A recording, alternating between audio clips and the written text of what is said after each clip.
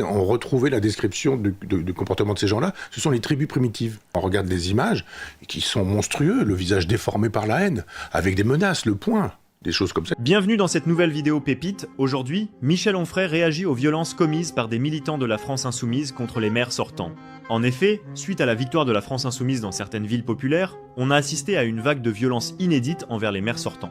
Ce qui soulève beaucoup de questions, notamment celui du rapport entre la France Insoumise et la violence. Michel Onfray va donc donner son avis et condamner fermement ces actes barbares. Écoute le témoignage de l'ex-maire de Mantes-la-Vaujoly, Raphaël Cognet. Il dit avoir eu peur pour lui le soir du dimanche soir.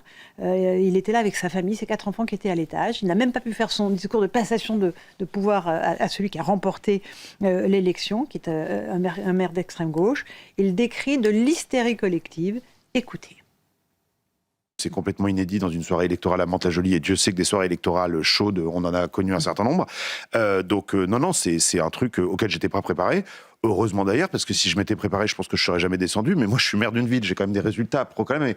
Et en plus, je m'apprêtais à faire un discours plutôt consensuel pour féliciter Monsieur Gay de sa victoire et lui dire que je me tenais à sa disposition pour la transition. Vous savez, les gens sont à 10 cm de vous, hein, vous traitent de tous les noms possibles. Donc au bout d'un moment, vous avez quand même un sujet un peu physique. En fait, moi, j'ai un peu un blackout de ce qui s'est passé parce que je pense que je me suis mis un peu en mode défense.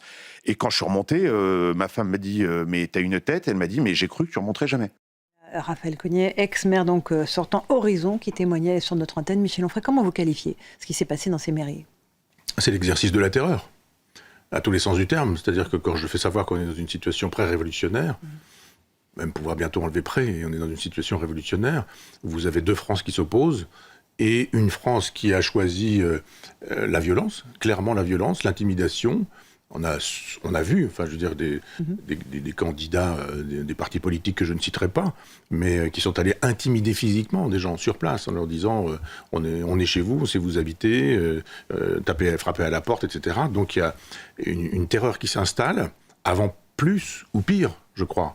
Vous pensez qu'on peut aller plus loin encore, que ça peut basculer plus loin? Écoutez, moi, quand je me fais agresser dans la rue, pour l'instant, ça n'est que verbalement. Donc, il y a un moment donné où on peut se prendre des coups, puis à un moment donné, on peut se faire tabasser, et puis le jour où vous êtes tabassé et mort, on vous dit que vous étiez nazi et que c'était de toute façon justifiable. Et vous avez tous les journaux qui vont expliquer, tous les journaux comme il faut, comme Le Monde, comme Libération, y compris Ouest France, y compris Télérama, etc., qui vous expliquent que globalement, même Madame Braun-Pivet, qui a fait savoir récemment que, en reprenant les argumentaires de Mediapart, que si elle avait su que ce garçon qui a été assassiné avait été nazi, Quentin de Ronque à Lyon, voilà, Quentin, néo-nazi, et il n'y aurait pas eu droit à 5 minutes de silence. Mais enfin, tous ces gens collaborent.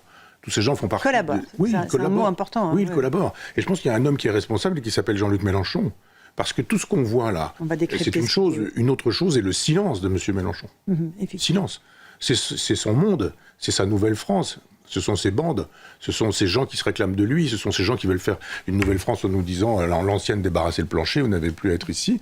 Et on n'entend rien de la part de M. Mélenchon. C'est pourquoi d'ailleurs, on va parler de ça tout de suite, mais j'ai choisi Georges Sorel en fin d'émission pour nous parler de cette légitimation et justification de la violence.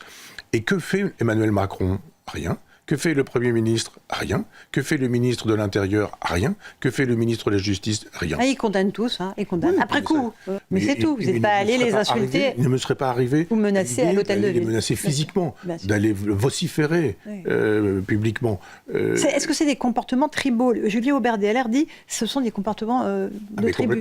Complètement. J'ai beaucoup dit que si on lisait Darwin, on retrouvait la description du comportement de ces gens-là. Ce sont les tribus primitives. On regarde les images qui sont monstrueux, le visage déformé par la haine, avec des menaces, le poing, des choses comme ça qui sont extrêmement visibles. Dites-nous en commentaire si vous êtes d'accord avec les propos de Michel Onfray, et surtout dites-nous si vous êtes prêts ou si vous souhaitez aussi la révolution. En tout cas, abonnez-vous pour soutenir la chaîne et à très bientôt.